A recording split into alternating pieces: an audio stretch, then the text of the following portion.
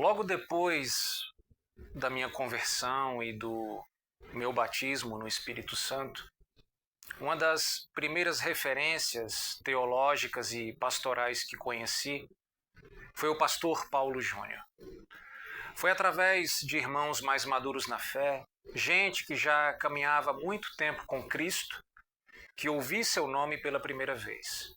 E logo me deparei com as suas pregações, a sua firmeza doutrinária, a sua coragem ao proclamar a palavra de Deus sem medo dos homens. E eu tenho que confessar a todos vocês que foi com lágrimas nos meus olhos que eu vi a notícia do afastamento do pastor Paulo Júnior. Não apenas porque reconheço sua importância como pregador da palavra, mas porque compreendi naquele instante uma das verdades mais duras da caminhada cristã. Não existe supercrente. Não há um herói da fé que não possa cair. A Bíblia nos adverte claramente em 1 Coríntios capítulo 10, verso 12: aquele, pois, que pensa estar em pé, cuide para que não caia. Essa advertência é para mim, é para você, para qualquer um que ousa seguir a Cristo. Ninguém está acima da possibilidade do erro, ninguém é intocável. O próprio apóstolo Paulo disse em Romanos 7, verso 19: porque não faço o bem que quero, mas o mal que não quero, esse eu faço. E nesse momento nós precisamos destacar algo que, infelizmente, falta em muitos líderes e crentes de nosso tempo: hombridade.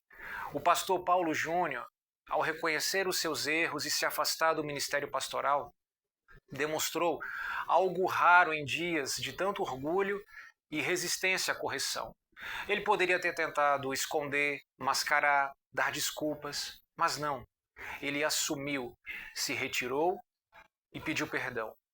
E isso, meus irmãos, é uma lição que não pode passar despercebida.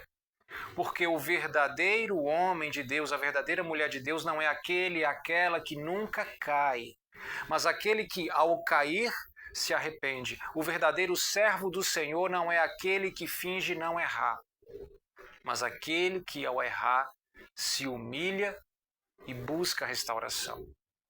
Agora, há algo que não podemos fazer neste momento, e eu quero deixar muito claro aqui, que é nos colocar no lugar de juízes, porque só Deus é quem conhece os corações, é Deus quem sonda as intenções e é Deus que julga com justiça.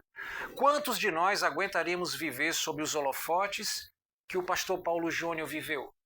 Quantos de nós suportariam a pressão, os compromissos incessantes, as expectativas sempre altas?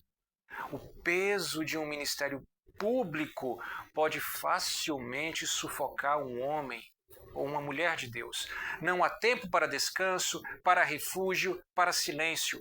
E quando se perde o equilíbrio, se perde a sensatez, se perde o foco naquilo que realmente importa. Mas eu quero que vocês prestem atenção nisso. O cair não é o fim da história. Davi caiu, Pedro caiu, Paulo perseguiu cristãos antes de se tornar o grande apóstolo dos gentios. A história bíblica não é feita de homens infalíveis, minha gente, mas de pecadores restaurados pela graça.